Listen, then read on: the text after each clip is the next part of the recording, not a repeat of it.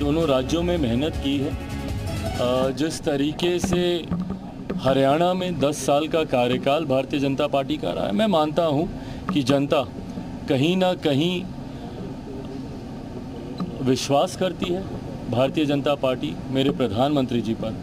उम्मीद करता हूं कि शाम तक जब परिणाम पूरी तरीके से आएंगे वो उसी आधार पर होंगे जिसकी अपेक्षा हम लोग करते हैं। अमित को नींद नहीं आ रही है, इस तरह की बात विपक्ष के लोग कह रहे हैं। काफी अहम बताया जा रहा है विधानसभा चुनाव। देखिए, केंद्रीय गृह मंत्री जी से मुलाकात हुई है, कई विषयों पर हम लोग की चर्चा हुई, हम लोग की मुलाकातें हुई। मौजूदा राजनीतिक परिस्थितियां, चिराग पासवान को आप सुन रहे हैं। दरअसल वो दोनों राज्यों के विधानसभा चुनाव पर भी अपनी प्रतिक्रिया दे रहे थे, लेकिन इस पर देखिए ये फिगर जो है, ये तस्वीर है, आपको निगाहें लगा के रखनी चाहिए। हरियाणा और जम्मू कश्मीर में दरअसल क्या हुआ है ये आप जानना चाहते हैं, उत्तर प्रदेश और उत्तराखंड की जनता भी जानना चाहती है, इसलिए हम आपको लगातार रुझानों के बारे में अपडेट दे रहे हैं।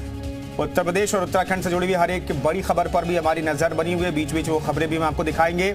लेकिन फिलहाल एक बड़ी खबर आपको ये तस्वीर ये है कि हरियाणा में 10 साल के बाद कांग्रेस की वापसी हो रही है, बीजेपी की विदाई होती हुई दिखाई दे रही है। जम्मू कश्मीर पर नजर बनाए रखने की जरूरत है, आखिर फिगर तक, आखिरी नतीजों तक नजर बनाए रखने की जरूरत है, क्योंकि वहां पर नेक टू नेक से फाइट से थोड़ा सा ऊपर एज अब दिखाई दे रहा है कांग्रेस को। कांग्रेस प्लस जो गठबंधन है कांग्रेस और एनसी का 38 सीटों पर आगे दिखाई दे रही है, 27 पर बीजेपी, लेकिन अदर्स जो है 10, ये खेल बिगाड़ सकते हैं।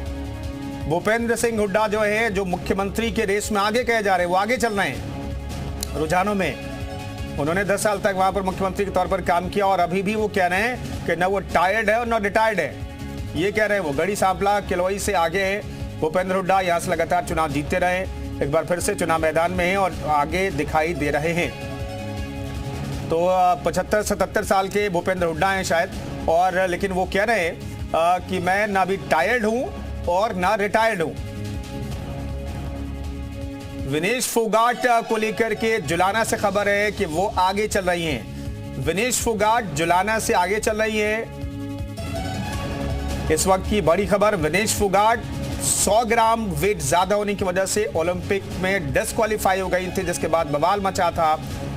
हालांकि वो सुर्खियों में तब आई जब बीजेपी के एक सांसद को लेकर के उत्तर प्रदेश से आते हैं, उनके खिलाफ उन्होंने मोर्चा दिल्ली में खोला था, तब वो चर्चा में आई, सुर्खियों में आई। और ओलंपिक में 100 ग्राम ज्यादा वेट होने की वजह से डिस्क्वालीफाई हो गई थी वो कुश्ती से। गोपाल कांडा के बारे में खबर है कि एचएलपी से प्रत्याशी है, वो पीछे चल रहे हैं। तो हर एक जो दिग्गज को लेकर के जो जानकारी मिल रही है उसके बारे में हम आपको बता रहे हैं। गोपाल कांडा सिरसा से एचएलपी के प्रत्याशी हैं, वो पीछे चल रहे हैं। तो तमाम दिग्गजों की तस्वीर भी हम आपको दिखा रहे हैं, दिग्गजों को लेकर के अपडेट जो आ रहा है वो भी हम आपको बता रहे हैं हरियाणा में। लेकिन साफ तौर पर कांग्रेस क्लियर मेजोरिटी के साथ सरकार बनाती हुई दिखाई दे रही है। तो मोहब्बत की दुकान हरियाणा में चल गई, ये कांग्रेस के कार्यकर्ताओं का दावा है, नेताओं का दावा है। ये फिगर जो है थोड़ा बहुत ऊपर हो सकता है। तो ये तस्वीरें हम आपको दिखा रहे हैं। चलिए, ये अपडेटेड टैली हम आपको दिखा रहे हैं और 64 सीटों पर अब हरियाणा में कांग्रेस आगे हो गई है। जम्मू कश्मीर में फिगर लगातार बदल रहा है, 27 के आसपास बीजेपी सिमटी हुई दिखाई दे रही है और कांग्रेस प्लस जो है 40 के आसपास पहुंच चुकी है। अगर कांग्रेस प्लस का आंकड़ा 8 और आगे बढ़ जाता है तो फिर कोई खेल की गुंजाइश कम हो जाएगी वहां पर।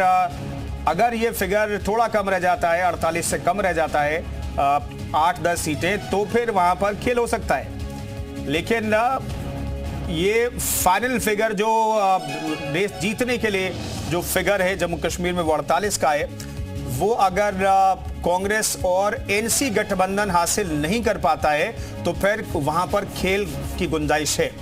इस खबर पर हमारी नजर बनी हुई है। दोनों राज्यों के चुनावी अपडेट जो है, नतीजों पर अपडेट सबसे पहले हम आपको दिखाएंगे। फिलहाल एक बहुत ही छोटा सा ब्रेक, फौरन लौटते हैं।